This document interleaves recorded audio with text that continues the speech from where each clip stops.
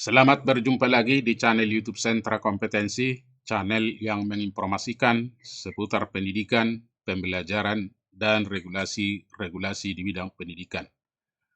Pada kesempatan ini kita akan membahas bagaimana cara mudah menyusun modul ajar kurikulum merdeka dan di dalamnya sebagai bentuk pelayanan terhadap peserta didik yang berdiferensiasi. Karena menurut pengamatan kami masih ada kita kesulitan-kesulitan dan ini berupa penguatan. Mari kita simak secara bersama.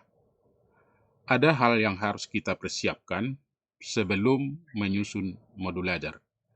Sedikitnya ada 5. Langkah pertama yang harus kita persiapkan, kita harus melakukan dulu asesmen diagnostik terhadap kondisi dan kebutuhan peserta didik.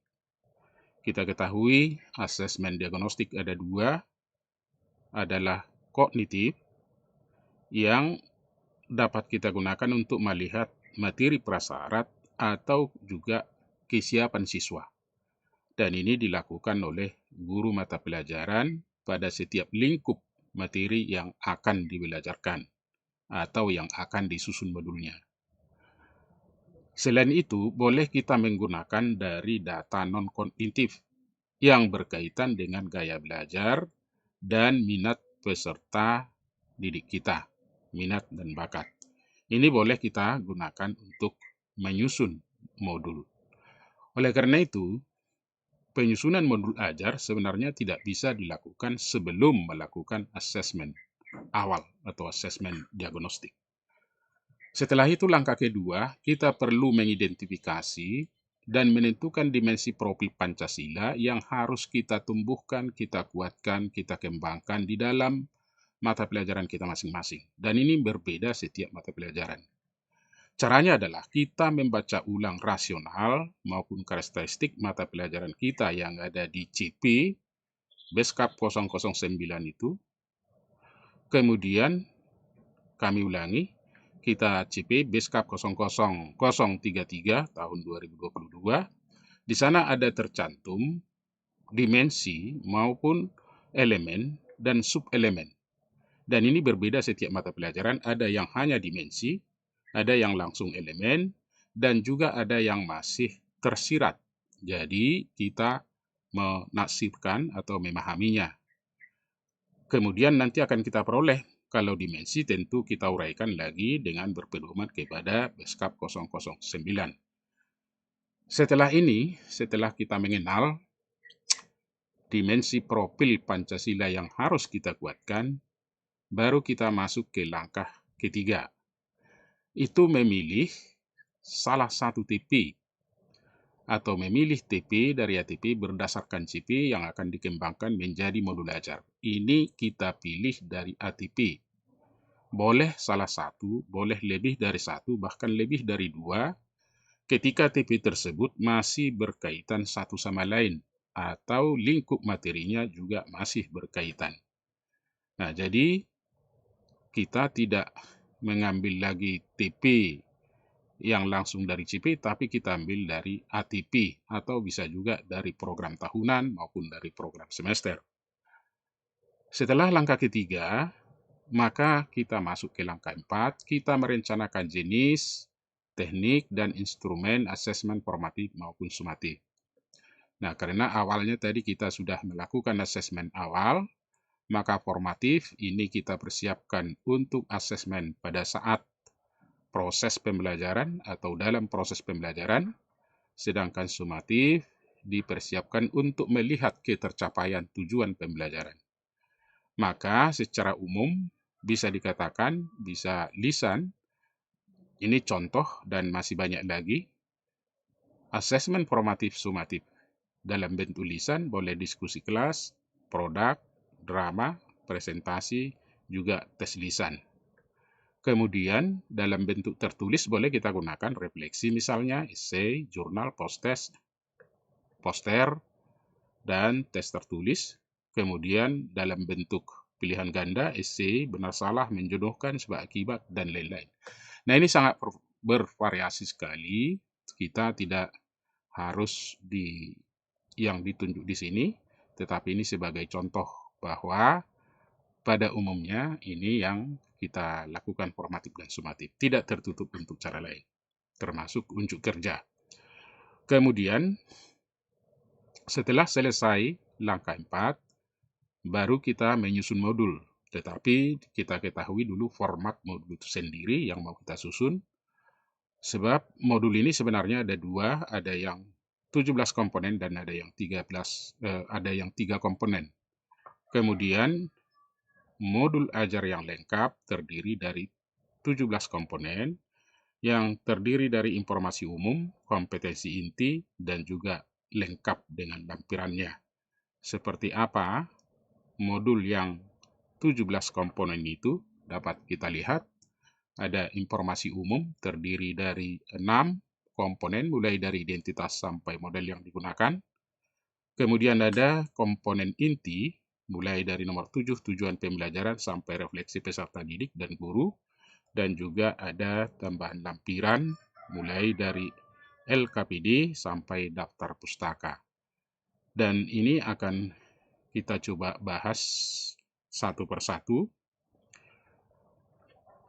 Pertama, mari kita lihat bagaimana kita menuliskan identitas. Ini sebenarnya sederhana, tetapi perlu kita kuatkan.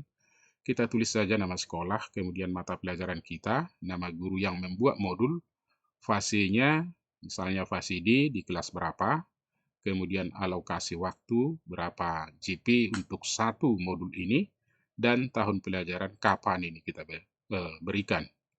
Jadi lengkap identitas modul itu kita tulis. Karena ini adalah perencanaan untuk membelajarkan peserta didik kita yang tercantum di sini rencana masa depannya. Yang kedua, baru kita tulis kompetensi awal. Kompetensi awal ini kita mengisikan materi prasyarat atau boleh kompetensi yang dimiliki siswa sebelum terjadi pembelajaran yang terkait dengan lingkup materi yang akan diberikan. Jadi, ada dua hal yang perlu kita perhatikan, bisa dari sisi kompetensi dalam tujuan, misalnya kompetensi di C3 umpamanya, menentukan. Nah, tentu supaya anak bisa menentukan sesuatu, perlu dia memahami konsep atau menyebutkan contoh. Jadi, materi prasyaratnya bisa kita lihat dari C1, C2. Kemudian, kalau kita lihat dari jenjang materi, kita ketahui jenjang materi ada mulai dari faktual, konseptual, prosedural, dan metakognitif. Kalau misalnya prosedural, maka materi prasyarat itu kita lihat dari konseptual atau faktual. Nah, ini yang harus diperhatikan oleh guru di dalam mengisikan kompetensi awal di modul ajar.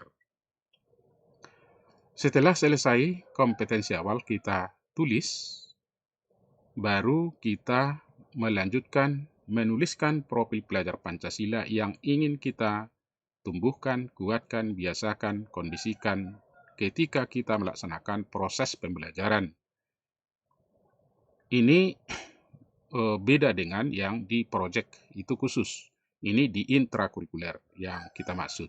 Jadi isikan dimensi profil Pancasila yang telah diidentifikasi.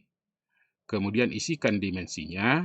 Kemudian untuk melengkapinya boleh kita lihat di Beskap 009 tahun 2022 apa elemennya dan apa sub-elemennya. Misalnya kalau dimensinya gotong royong, maka elemennya adalah kolaborasi, sub-elemennya bisa kerjasama, dan lain-lain. Tentu itu sebagai contoh. Setelah kita isi profil Pancasila, masuk kita ke mengisi sarana dan prasarana. Secara pengertian sebenarnya sarana itu semua peralatan yang bisa dipindah-pindahkan, sedangkan prasarana adalah peralatan atau alat-alat yang memang tidak bisa dipindah-pindahkan. Namun demikian, di dalam modul ajar, yang dimaksud sarana prasarana berkaitan dengan alat dan bahan maupun teknologi. Jadi isikan apakah itu LCD, menggunakan internet, kemudian laptop, dan sebagainya. Kemudian kita isikan yang menyangkut prasarana di sini berupa materi dan sumber bahan ajar. Apakah itu buku paket dan buku buku kurikulum 2013, jurnal dan sebagainya. Jadi kita tinggal mengisikan. Setelah selesai kita isi sarana prasarana, masuk kita ke target peserta didik. Bapak Ibu, ini penting. Kita sebenarnya tidak sekedar mengisikan reguler atau anak yang kesulitan, tidak seperti itu. Ini sebenarnya sudah kita hubungkan dengan asesmen awal tadi. Jadi ada target-target peserta didik yang harus kita layani sesuai dengan kebutuhan mereka. Inilah awal mula konsep pembelajaran berdiferensiasi. Kalau diferensiasi itu kita lihat misalnya dari gaya belajar, minimal kita mengetahui berapa jumlah siswa kita yang visual, berapa jumlah siswa kita yang auditori, berapa yang kinestetik, kita isikan. Nah, ini boleh salah satu dari 4 ini kita pilih.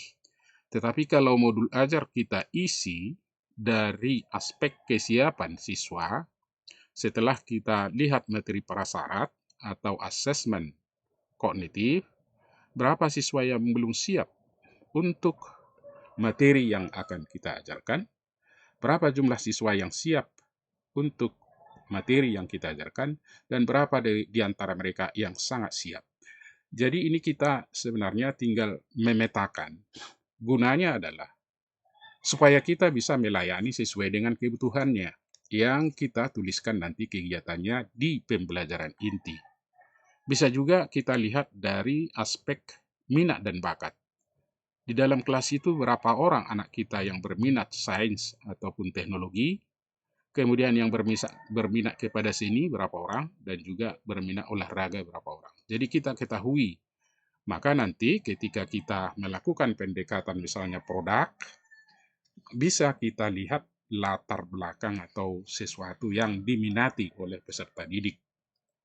Maka kita bisa mendesain tugas-tugas yang sesuai dengan minat dan bakat mereka. Bisa juga kita lihat dari kesulitan atau katakanlah dalam hal ini kurang cepat. Kita ingat Bapak Ibu, tidak ada anak kita yang bodoh di dalam kurikulum Merdeka ini, hanya mungkin mereka membutuhkan waktu yang lebih banyak. Jadi kalaupun saya buat di sini lambat, ya dalam tanda kutip, mengalami kesulitan dalam belajar, ada yang biasa saja atau reguler, umum, dan ada yang sangat cepat. Nah, jadi ada 4 ini sebenarnya kita pilih salah satu untuk modul ini dari target peserta didik sasarannya siapa saja.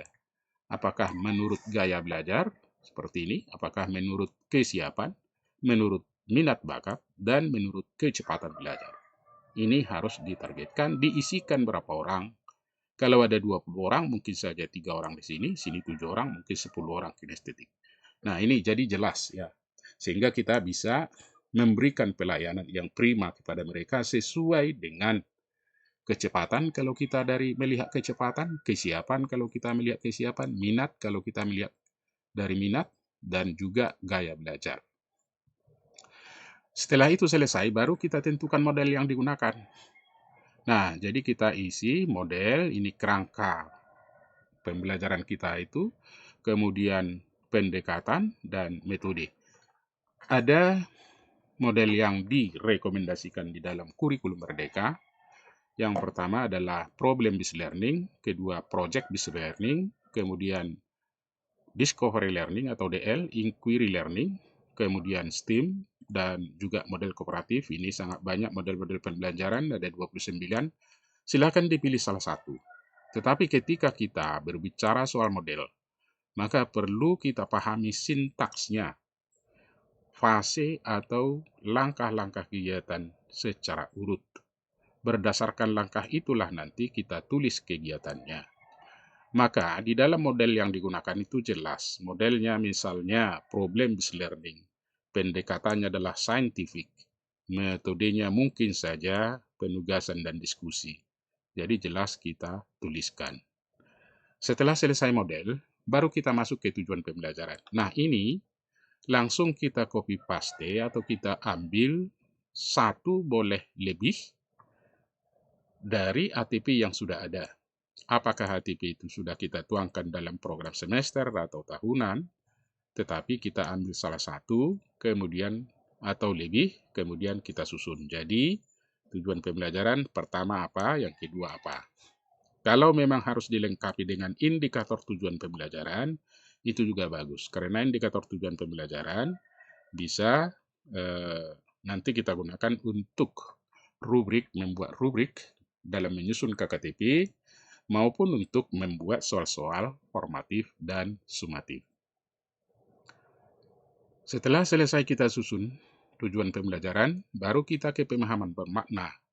Di dalam pemahaman bermakna, kita menuliskan kalimat pendek saja, jangan terlalu bertele-tele yang mudah diingat, tetapi kalimat pendek informasi tentang manfaat yang diperoleh peserta didik setelah mengikuti proses pembelajaran. Jadi sari dari pelajaran yang diikuti hari ini ditata dengan kalimat yang efektif dan mudah diingat. Jadi manfaat tersebut nantinya dapat diterapkan dalam kehidupan sehari-hari. Jadi kontekstual. Kemudian pahami lingkup materi. Untuk membuatnya, pahami lingkup materi. Kita baca lingkup materi itu dengan konteks kehidupan siswa, konteks kekinian, dan juga bisa ke masa yang akan datang. Jadi bermakna. Nah, untuk menguatkan ini, masuk kita ke langkah 9, pertanyaan pemantik. Ini pertanyaan yang pemancing untuk menumbuhkan rasa ingin tahu, kemudian mengajak peserta didik berpikir kritis. Jadi pertanyaan pemantik ini memandu siswa untuk memperoleh pemahaman bermakna. Jadi ada hubungan antara pemahaman bermakna dengan pertanyaan pemantik. Jadi kita membuat pertanyaan pemantik itu sebenarnya harus kita arahkan ke makna pembelajaran hari itu. Nah, ini Bapak Ibu yang perlu kita perhatikan. Jadi takarannya adalah tujuan pembelajaran. Setelah pertanyaan pemantik, baru kita masuk ke kegiatan pembelajaran. Nah, ini yang paling banyak, yang paling lama kita menyusun. Kegiatan pembelajaran kita ketahui ada pendahuluan, kegiatan inti, dan penutup. Ini hal yang biasa. Sekarang di pendahuluan apa yang diisi? Tulislah bagaimana Bapak dan Ibu melakukan untuk mengkondisikan peserta didik. Mulai dari kerapian duduknya, mulai berdoa, membaca kitab suci kalau memang harus dibaca. Silahkan dikondisikan sehingga di awal sudah anak peserta didik merasa aman, nyaman, dan menyenangkan.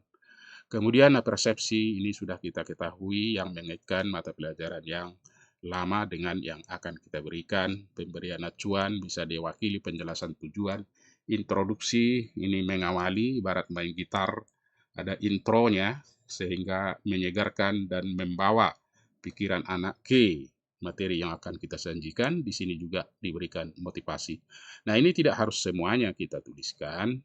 Sebenarnya di pengkondisian peserta didik sudah ada ini. Maka pilihlah satu atau dua, dituliskan dengan kalimat. Setelah pendahuluan baru kita isi kegiatan inti. Disinilah letaknya nanti pembelajaran berdiferensiasi itu terlihat. Pertama, kita konsisten harus perhatikan sintaks atau fase model pembelajaran yang kita pilih, kemudian kita tuliskan kegiatan sesuai dengan sintaksnya. Misalnya problem based learning, sintaks yang pertama itu adalah orientasi terhadap masalah. Apa kegiatan yang harus kita buat memperkenalkan mereka terhadap masalah tersebut. Nah, dan selanjutnya. Kemudian perhatikan target peserta didik, tulis kegiatan atau pelayanan Bapak Ibu untuk masing-masing perbedaan kebutuhan siswa. Jadi misalnya kita ambil pelayanan untuk modul ini kita susun dari sudut pandang perbedaan siswa itu gaya belajarnya. Siswa yang audio, visual, kinestetik. Dan kita ketahui mungkin saja lebih dari satu gaya belajar peserta didik. Apa kegiatan yang harus dilakukan? Anak yang audio, kekuatan menangkap informasi pembelajaran dari pendengaran. Apa yang Bapak Ibu lakukan, kegiatannya tuliskan di kegiatan inti. Kemudian yang visual, sudah kita ketahui kekuatannya menangkap informasi itu dari penglihatan atau mata. Apakah itu membaca, mengamati, dan juga melihat benda-benda yang berwarna-warni.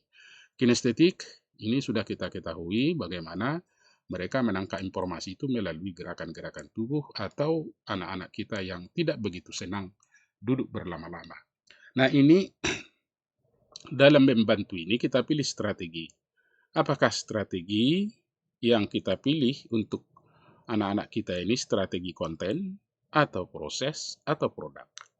Kalau disebut strategi konten, maka materinya itu apa materi yang kita berikan. Mungkin saja modul ajar atau LKPD-nya berbeda kita berikan, kita buat.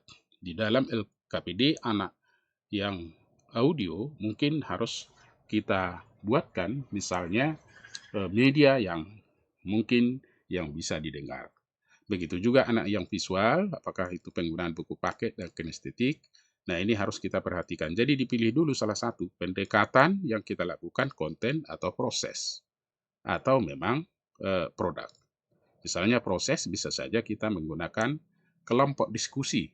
Mungkin bisa juga kita heterogen kita buat, ada anak yang audio, anak visual, anak kinestetik, dua-dua orang dari masing-masing gaya belajar itu dalam satu kelompok, sehingga mereka memiliki kekuatan, ada yang kekuatannya di mendengar, ada yang melihat, dan ada juga yang gerakan. Nah, ini menjadi sebuah kelompok yang solid. Setelah itu, Bapak dan Ibu, ini harus kita isikan sesuai dengan sintaks model itu, tetapi ada bagian-bagian yang harus kita perhatikan perbedaan peserta didik, terutama dalam ketika waktu sudah diberikan kepada peserta didik dalam hal penugasan-penugasan atau apa yang harus dikerjakan mereka. Kemudian ada penutup. Ini biasa saja seperti yang dulu-dulu di kurikulum 2013. Bisa kita bersama membuat rangkuman kesimpulan, apakah itu siswa atau guru sama saja, atau bersama meninjau kembali mulai dari awal hingga akhir, evaluasi dan refleksi. Refleksi sebenarnya bisa diberikan di awal, di akhir, di penutup, tetapi refleksi di penutup lebih menguatkan untuk merenungkan kembali, mencermati, mengevaluasi pembelajaran yang sudah dilakukan. Bisa juga di dalam penutup itu memberikan soal-soal, itu sudah bagian evaluasi. Setelah itu Bapak dan Ibu ada di situ, langkah ke-11 itu menuliskan pengayaan, remedi, dan di dalam modul ajar. Pengayaan yang kita tuliskan itu maksudnya tuliskan kegiatan pembelajaran yang diberikan pada peserta didik dengan capaian tinggi agar mereka dapat mengembangkan potensinya secara optimal. Sebenarnya, pengayaan dan remedial yang dimaksud di sini adalah ketika proses pembelajaran berlangsung untuk kebutuhan berdiferensiasi. Nanti ada memang remedial yang kita lakukan setelah ada asesmen sumatif yang kita bandingkan dengan KKTP. Tetapi yang paling diminta di dalam modul ajar, karena ini berkaitan dengan proses pembelajaran, adalah remedi dan menghargai kecepatan peserta didik kita. Contoh misalnya, di dalam mengisikan lembaran kerja peserta didik, anak yang sangat cepat, mungkin akan kita beri tantangan berupa pendalaman atau perluasan materi atau soal-soal yang bersifat HOTS yang mungkin bisa menantang mereka lebih, mengasah lagi kemampuannya. Sedangkan kelompok anak yang remedi, mungkin di dalam LKPD-nya itu akan kita berikan contoh-contoh, definisi, langkah urut, sehingga dari tahap ke tahap, di samping bimbingan dari guru bisa mereka memahami materi. Nah, maka saat merancang kegiatan pengayaan remedial, perlu diperhatikan mengenai diferensiasi seperti lembar kegiatan yang berbeda di kelas. Nah, ini Bapak dan Ibu. Kemudian di dalam 12, refleksi dalam modul ajar. Refleksi peserta didik dan guru dicantumkan dalam modul ajar berupa instrumen, pertanyaan angket, kuesioner. Nah, ini sebenarnya untuk membantu kita melakukan refleksi. Refleksi bisa tertulis, bisa tulis.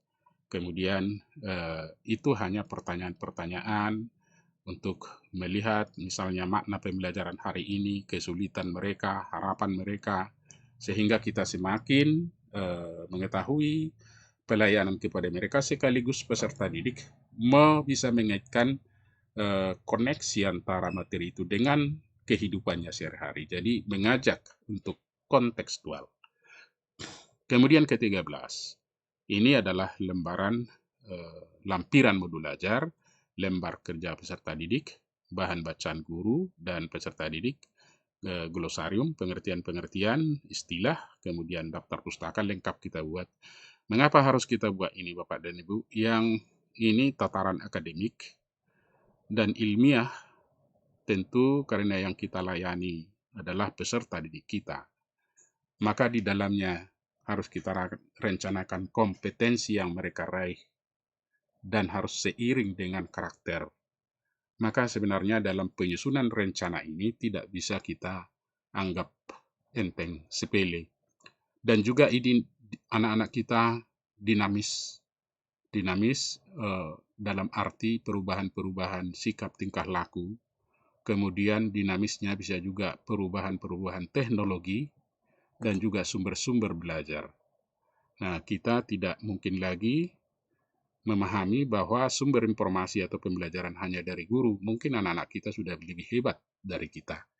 Nah, itulah yang kita desain. Bagaimana keseimbangan antara kompetensi dan karakter yang mengarah kepada profil pelajar Pancasila. Sehingga betul-betul mereka memahami dan memiliki kecakapan hidup abad 21 dengan keterampilan yang kita sebut dengan 4C.